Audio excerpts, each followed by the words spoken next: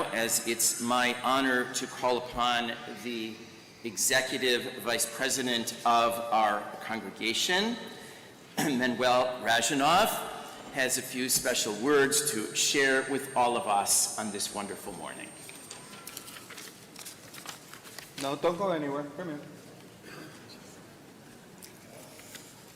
Rabbi, 26 years ago, you and a committed group of members of Jewish people in our community set out on an amazing journey. Look at what you've created. Please, look around. I've been looking at them. I mentioned to you before, but I want to mention it in front of everybody. It's been my honor having you as my rabbi for all these years. You've been there for me many times, in good times and in not so good times. And I cherish both of them. I want to take a special moment to thank Wendy of blessed memory, as well as Danielle, Jordana, Adina, and of course Yafa.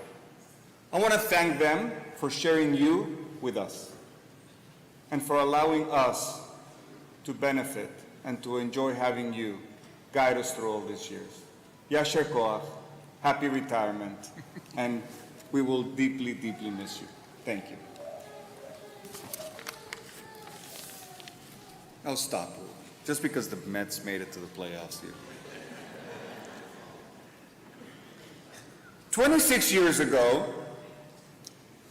Debbie and I decided to move to Dallas to start our married life. When we first moved here, we didn't know anybody, and we didn't know really the geography of the place. So we settled on the bustling Jewish community of Flower Mound, Texas. But see, at that time, we were just married, we didn't have any children, so for the holidays, we would either go to Chicago to be with our family or to Mexico to be with my family. But on the early evening of August 6th, 2001, our lives changed forever. Our daughter Abby was born. And in the process of figuring out, okay, who's going to be the pediatrician who's going to take care of Abby, Debbie came across a young doctor practicing in another bustling Jewish part of our Metroplex, Louisville, Texas. That doctor was Jeff Berkowitz. And Debbie came home and she said, you know what, I met this young doctor, his name is Jeff Berkowitz, you think he's Jewish? I said, I'm pretty sure he is.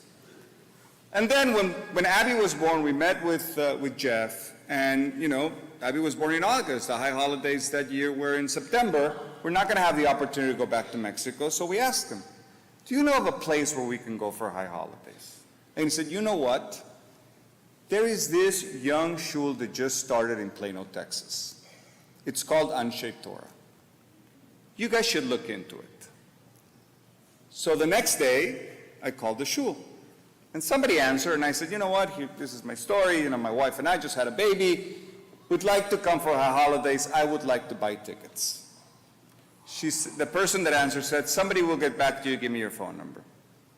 Not 20 minutes later, I got a call from Rabbi Weinberg.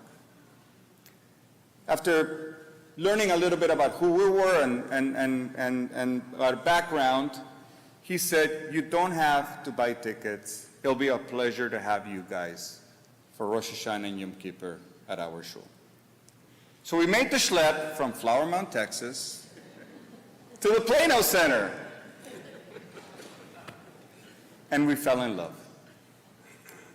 And since that moment, Anshai Torah has been not only our home, but also our family.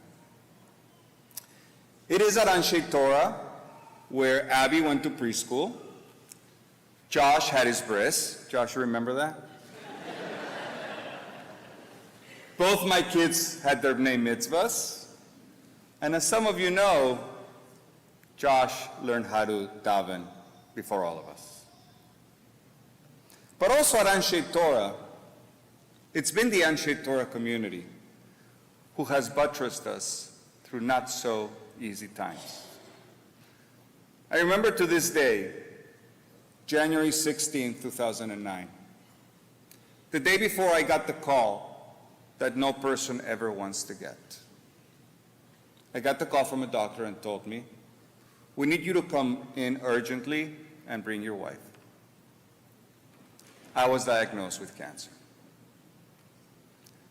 The next day was bring a friend to preschool day. And Josh was going to bring me, but I couldn't do it. I went into Rabbi Weinberg's office and I cried myself out. I was 36 years old, 38 years old, 3 young children, and diagnosed with cancer. But it was this community who stood up. It was this community who came to us and said, "You guys are not alone. You're going to beat this, and we're going to be there with you." And several years later, I'm here before you. Now, I've shared with you why Anshai Torah is important to me. But why is it important to each of you? What moments in each of your lives have you had with the Anshai Torah community? We've had a lot of great times together. Together, we celebrated the foundation of the shul. Together, we celebrated the move to Parker Road, even though I wasn't there, but you guys celebrated. Together, we celebrated the dedication of this beautiful sanctuary. But also together, we had some difficult times. Together, we came here and we mourned the victims of the Pittsburgh Tree of Life massacre. And as Rabbi Kushnick mentioned yesterday, together we came here and we mourned the victims of October 7th. So see, Anshai is not only important to me. Anshai is important to our Jewish community. Now, we are all very fortunate. We are very fortunate to be able to live at a time when the Jewish people can be together, free, and in wonderful, wonderful organizations. But it doesn't happen by chance. It happens with your help. And I'm going to be very, very candid. I know we ask a lot from all of us. But to be honest, it's not enough. We have to do more. We have to do more, not for ourselves, but for others. Because right now, at this time, I am appealing to you to make an additional contribution to the shul. Because this additional contribution doesn't go to what we receive from the shul, but what others that are not as fortunate as us receive from the shul. As many of you know, one of my greatest passions in life is the state of Israel. And several years ago, I traveled to Israel with several of you, if you recall, right, Mike? And during that trip, I learned something. I learned that the soldiers in the IDF, when their superiors come and ask them to perform a task, they always respond with one word. That word is alay, alai. I got it. It's on me.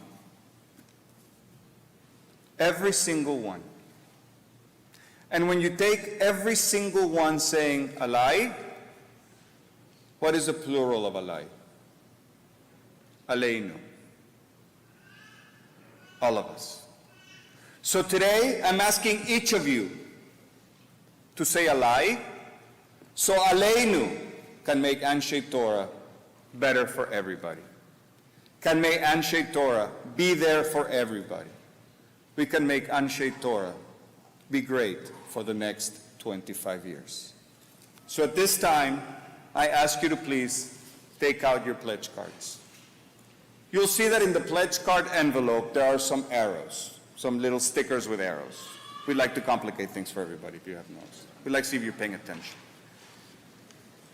Please pick an arrow and put it next to the amount that is meaningful to you. But please, don't make it what's easy for you. Make it what it's meaningful for you, what Anshai has represented for you, and what you want Anshai to represent for our future. Thank you very much.